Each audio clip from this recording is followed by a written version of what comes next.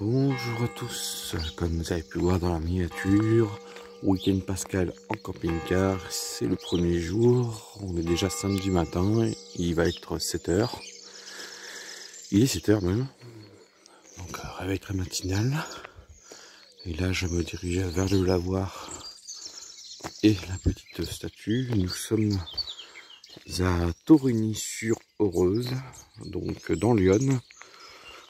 Après que hier soir nous sommes partis de la banlieue parisienne, 2 heures de route par les petites routes pour éviter les grands axes. Et voilà, donc voilà l'Oreuze et le lavoir. Donc le programme de cette balade de 3 jours. Donc c'est réveil à Torigny, donc on est dans l'Yonne et on se part en direction j'allais dire Auxerre, non, de Troyes. On va aller visiter la ville de Troyes aujourd'hui, puis ensuite les grands lacs de Seine, lac d'Orient et 2 autres lacs à côté. Là on est, ça sera pour la journée de dimanche, et lundi retour sur la région parisienne en passant par Provins. Et là, je vais me faire une toute petite balade matinale dans Torigny.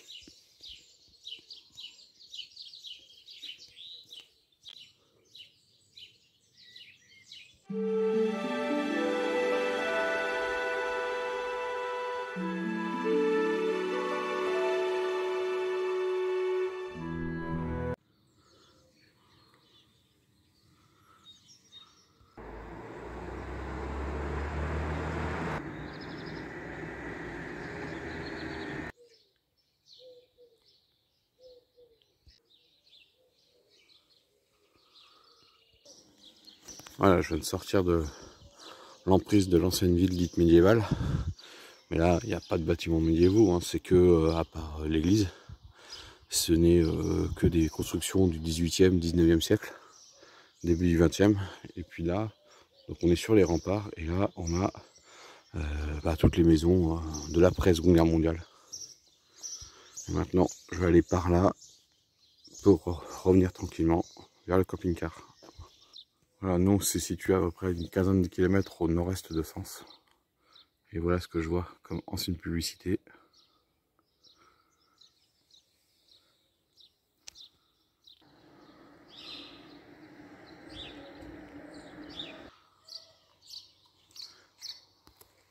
Voilà, alors il faut savoir que Torigny a été libéré le 8 septembre par la 2e DB du général Leclerc, avant qu'il parte en direction de Strasbourg. D'où la rue de la division Leclerc qui se trouve juste en face. Alors à Torigny, il y a un jardin pour le château qui est aménagé donc par le nôtre, et on peut le visiter en faisant une demande, donc il faut faire une réservation. Et là à côté il y a l'aire de camping-car à gauche. Là on est 3 ce soir, et aussi au niveau des randonnées on a le GR2 qui passe ici, donc le GR2 qui relie Dijon à Honfleur ou au Havre et qui suit la vallée de la Seine. Voilà, maintenant on a terminé cette petite balade dans Torigny et on va prendre le petit déjeuner et prendre la direction de la ville de Troyes. Voilà, l'église que je pensais du Moyen-Âge, en fait pas du tout du Moyen-Âge, elle est du XVIIe siècle. Voilà. Allez, on va prendre le petit déjeuner et on s'en va.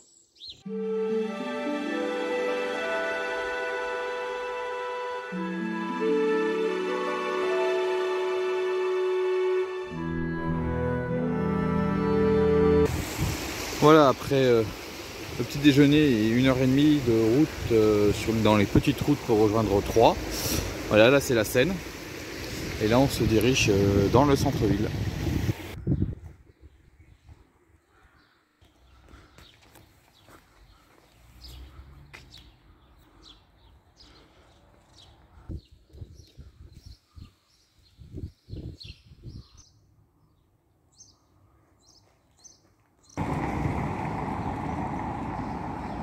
là c'est le musée d'histoire naturelle de Troyes. J'ai déjà visité, mais si vous voulez le visiter, allez-y, moi je vais pas le faire.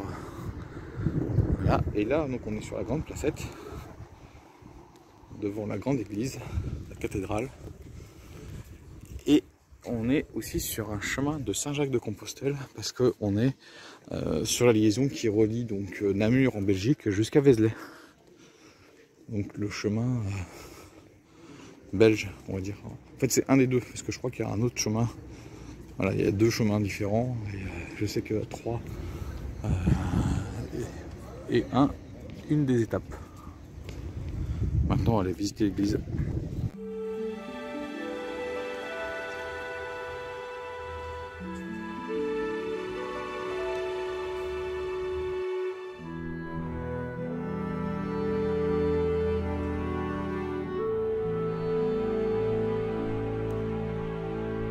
Le reliquaire de Saint-Mathilde, la sainte patronne de la ville de Troyes.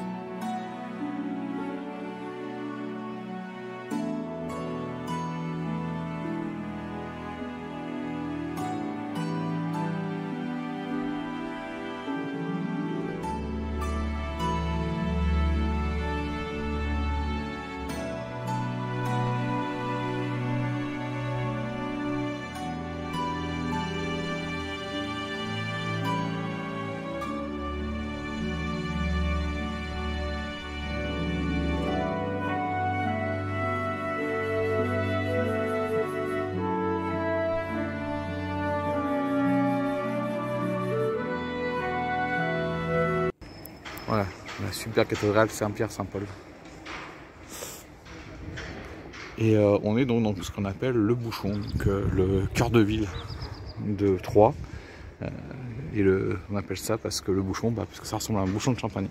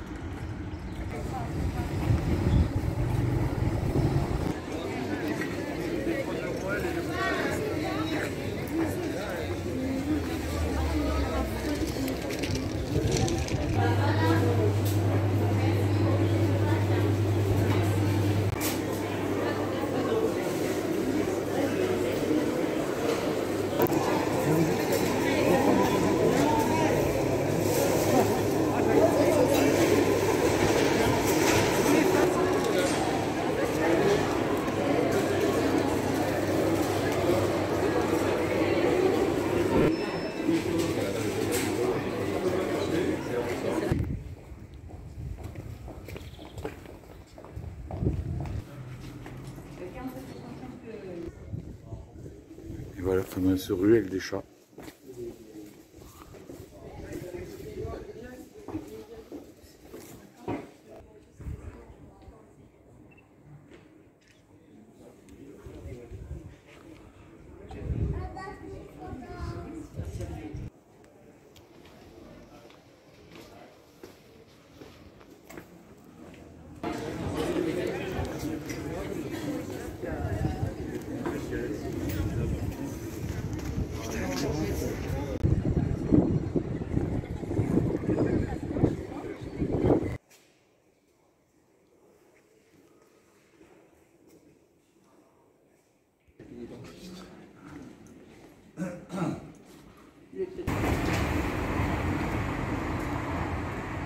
C'est un hôtel.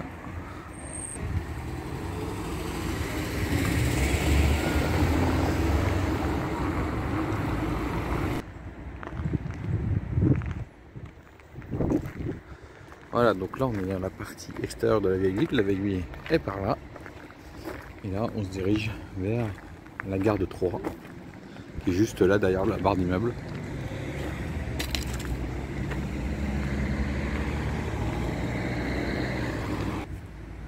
Regardez les tulipes noires.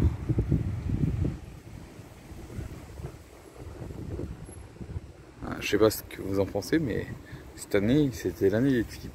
J'ai trouvé que beaucoup de communes faisaient beaucoup de tulipes.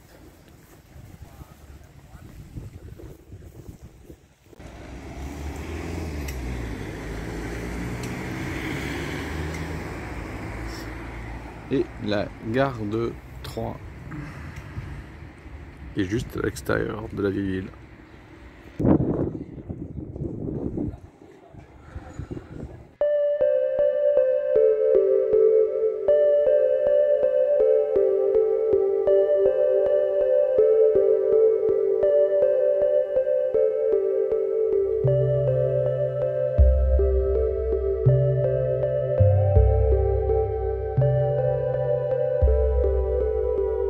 Voilà, on vient de finir le musée de Vauluyan, c'est les photos que vous avez juste de voir. Et là en face, on va aller voir l'église de Saint-Pancréas ou un truc comme ça, Saint-Pantalon plutôt. La tête. Non, il semble.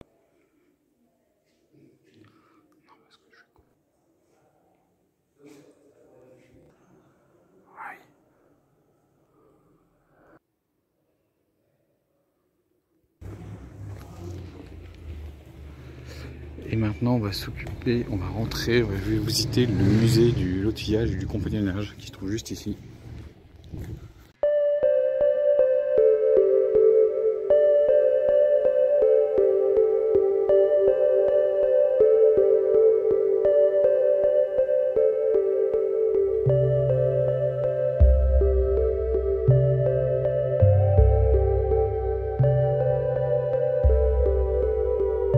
Voilà, là on est à l'intérieur de la cour du musée de l'outil de la Pensée ouvrière. Et vous avez vu tous les outils, c'est incroyable, tout ce qu'on faisait avant. Maintenant on va finir de se promener dans Troyes avant de quitter Troyes et aller dans notre lieu de nuit.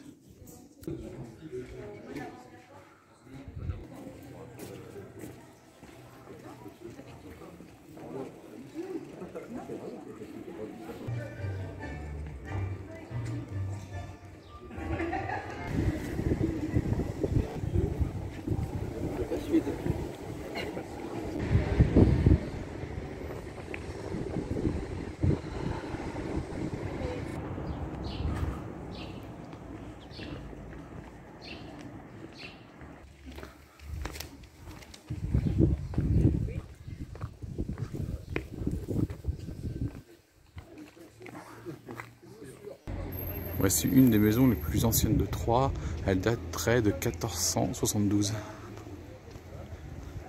Plus de 600 ans.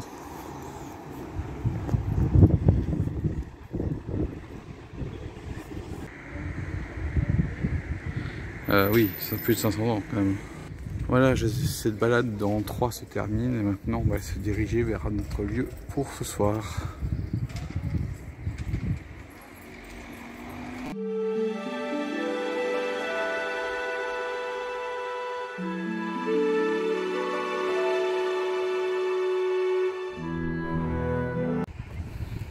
On a bien arrivé à Ménil-Saint-Père, une cinquantaine de camping-cars sur l'air, et puis maintenant on va aller voir le lac d'Orient qui est juste devant. Et voilà le lac. C'est un des 5 grands lacs de Seine. Et oui, 5 grands lacs. Ces lacs ont été aménagés dans les années 60-70. L'objectif c'était de réduire la hauteur de crue au niveau de la Seine. Et oui, 1910.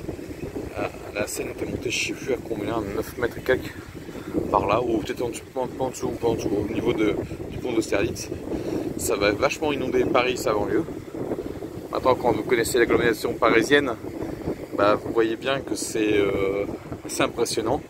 Donc il y a eu ces aménagements de grands lacs, donc ça s'est pas fait dans la vie de tout le monde. Donc là il y en a 3 dans ce secteur là, le lac d'Orient plus 2 autres juste au nord du lac. Et ensuite un peu plus au nord il y a le lac du Der, et enfin le 5e qu'on oublie un peu souvent, qui est sur Lyon, mais lui qui est carrément sur le cours d'eau de Lyon. Alors c'est dans le Morvan, mais je me rappelle jamais du nom, ça commence par un P mais je me rappelle jamais. Donc je vais pas vous l'écorcher son nom. C'est pas Neutière, Manière, je sais plus. Voilà. Et en plusieurs années maintenant c'est devenu une zone de sport comme vous voyez. et il y a aussi une zone de passage pour les gousses cendrées. Et là malheureusement on a fini, normalement on doit être à la fin de la saison de retour de migration des grues. Mais je vous raconte pas, moi je suis déjà venu quand il y avait les grues cendrées, et alors quel bruit ça fait.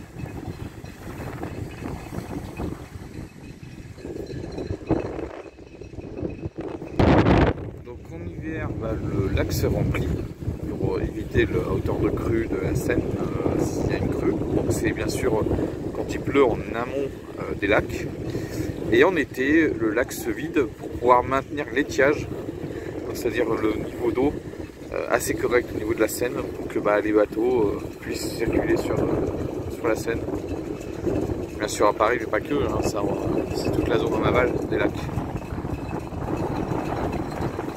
Et là, je sais pas si vous entendez bien, mais il y a du vent et c'est pour ça que là, les gens s'éclatent à la voile. C'est waouh! Voilà.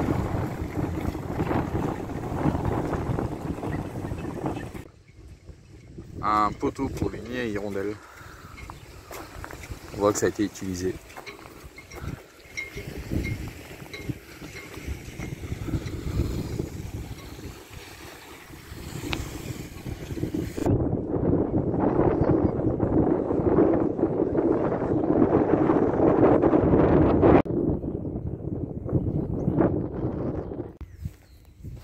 Voilà, le parking, l'aire de camping-car est assez pleine, et donc maintenant on voit beaucoup de camping-caristes qui ne peuvent pas rester et donc qui s'en vont. Et là maintenant on est un petit peu à l'abri du vent, donc c'est plus facile pour parler. Voilà, j'espère que cette première journée du week-end pascal vous a plu. Pour moi ça sera demain, mais pour vous dans quelques jours. Moi je vous dis ciao et à la prochaine.